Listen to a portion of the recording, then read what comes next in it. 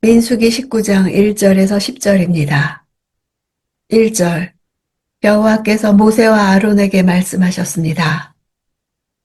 19장은 17장에서 이스라엘 백성들이 했던 여호와의 성막에 가까이 나아가는 모든 자들이 죽어야 하는가라는 질문에 대한 하나님의 두 번째 대답입니다. 첫 번째 대답은 18장에서 제사장들과 레위인들을 통해서 이스라엘 백성들의 죽음을 방지하는 것이었다면 19장은 시체로 인한 부정, 즉 가족이 죽거나 가까이에서 어떤 사람이 갑자기 죽는 경우 또는 광야시대 이스라엘이 정복 활동을 위해 가나안 접경에 다가가는 상황에서 어쩔 수 없이 겪을 수밖에 없는 전쟁의 상황에서 부정해지는 것에 대해 죽음을 방지하기 위함입니다. 이스라엘에는 종교적으로 세 신분 계층이 있었습니다. 제사장과 레위인과 일반 백성이었습니다.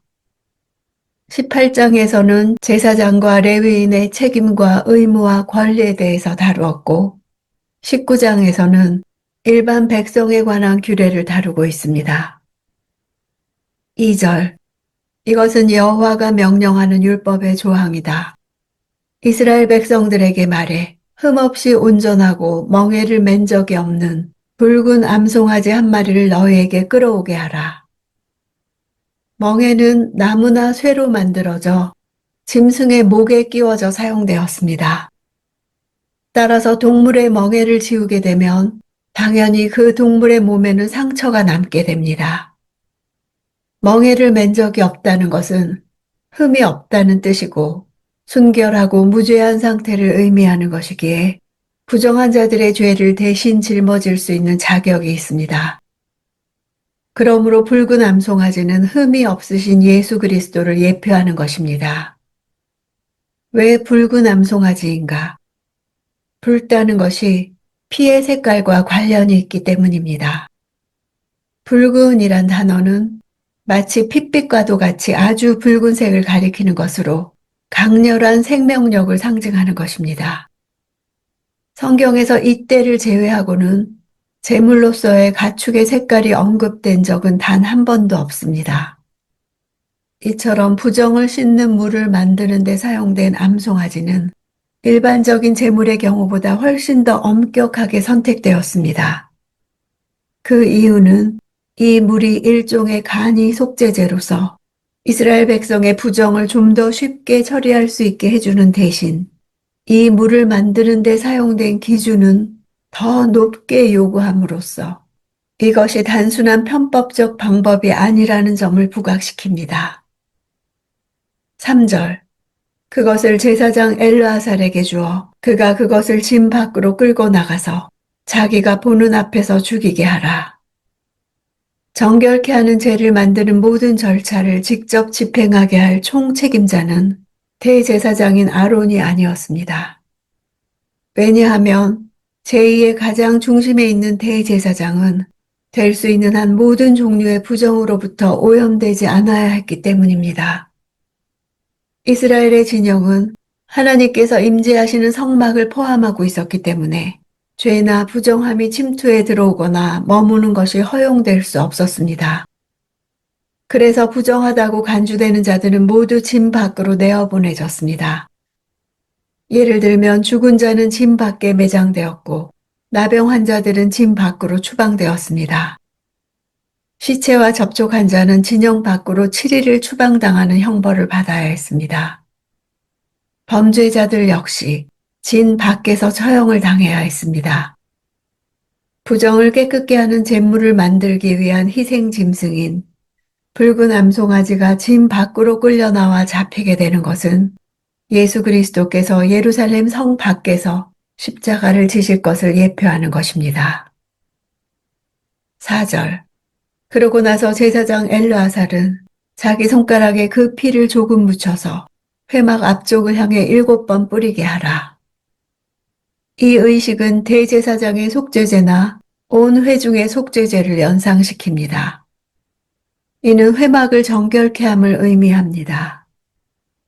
이처럼 속죄제 중에서 가장 엄격하고 높은 기준이 요구되는 속죄제와 같은 동작을 해야 했습니다. 짐승의 피가 상징하는 생명이 죄인 대신 드려짐으로 죄를 지은 자가 생명을 잃지 않아도 자신의 죄를 용서받게 되는 것입니다.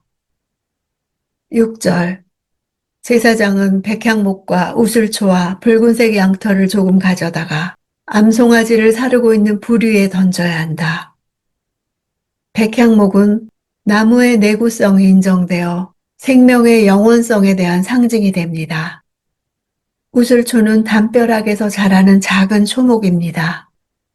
출애굽 당시 피를 뿌리는 소의 역할을 했고 이후 피를 뿌려 죄를 정결케 하는 일에 사용되었습니다. 연충에서 얻은 붉은색 염료는 그 색이 변하지 않아 강력한 생명력을 나타냅니다. 백향목과 우슬초와 붉은색 양털은 악성 피부병 환자의 정결의식이나 집에 생긴 악성 곰팡이의 정결의식에 사용된 것들과 동일합니다. 따라서 부정을 씻는 물은 정결의식과 속죄의식의 역할을 하는 것으로 이해할 수 있습니다. 7절 그러고 나서 제사장은 자기 옷을 빨고 자기 몸을 물로 씻어야 한다. 그 후에야 그는 진 안으로 들어올 수 있다.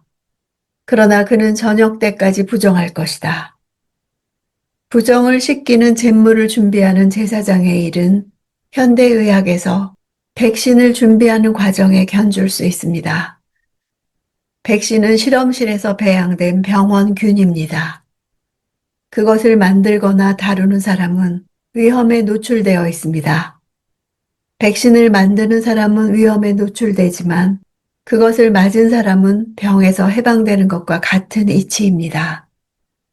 히브리인들의 하루는 해질 때부터 다음날 해질 때까지를 가리키므로 그날 저녁 때까지란 그날이 끝나기까지란 뜻입니다. 모든 일의 총책임을 맡은 제사장 엘르아살은 저녁까지만 기다리면 진 안으로 들어갈 수 있었습니다.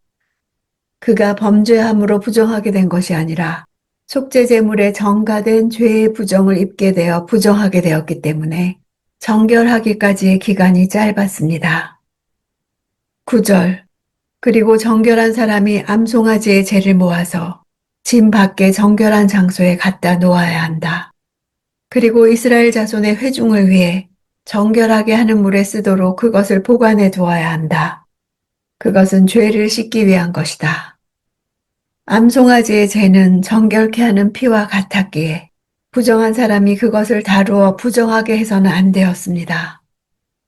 이 재는 시체를 만져서 부정한 사람이 이스라엘 백성 가운데 발생할 때마다 정결케 하는 물을 만드는 데 사용될 것입니다.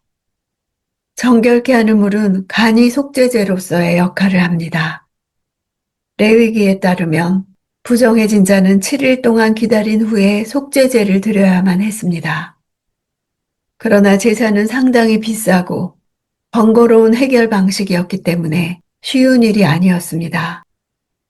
이런 면에서 부정을 씻는 물은 사망으로 인해 발생한 오염의 심각성을 나타내 주면서도 비싸고 번거로운 제사라는 방식에 의존하지 않고 문제를 해결하는 방법으로 주신 하나님의 섬세한 배려와 은혜를 보여줍니다. 10절 암송아지의 재를 모은 사람 또한 자기 옷을 빨아야 하며 그도 저녁 때까지 부정할 것이다.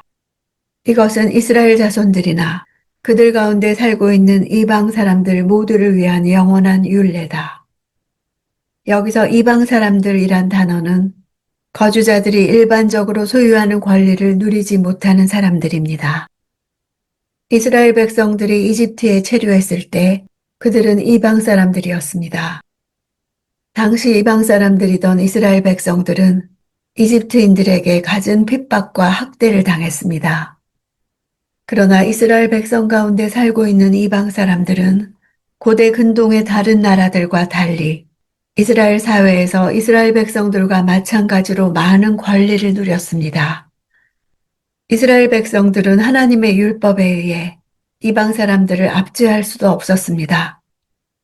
뿐만 아니라 자신들이 이집트 땅에서 나그네였던 것을 기억하여서 이스라엘 공동체의 나그네로 있는 이방 사람들을 적극적으로 사랑해야 했습니다. 이스라엘 내의 이방 사람들은 개종하여 이스라엘과 함께 체류하는 자들이었으므로 그들도 여호와의 율법을 받아들이고 지켜야 했습니다. 여호와 하나님을 섬기는 데 있어서 이스라엘 백성들이 보여야 하는 성실성이 그들에게도 요구되었던 것입니다. 우리 삶에는 늘 부정함이 있습니다.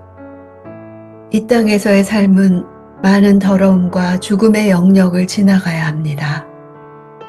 부정한 삶은 정결하게끔 속죄받아야 합니다. 예수님 없는 죄사함은 없으며 예수님 안에 거하는 것 없이는 정결한 삶도 없습니다. 예수 그리스도를 통한 구원은 구약의 모든 제사들보다 훨씬 편하게 주어져 더 이상 번거로운 제사들을 드림이 없이 오직 그리스도를 믿기만 하면 죄사함을 받고 구원을 받을 수 있게 되었습니다.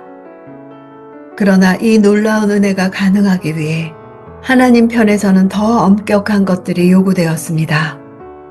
짐승 대신 하나님의 독생자가 제물로 드려진 것입니다. 날 구원하시기 위해 더할 수 없는 비싼 값을 치르신 그 은혜를 오늘도 기억합니다.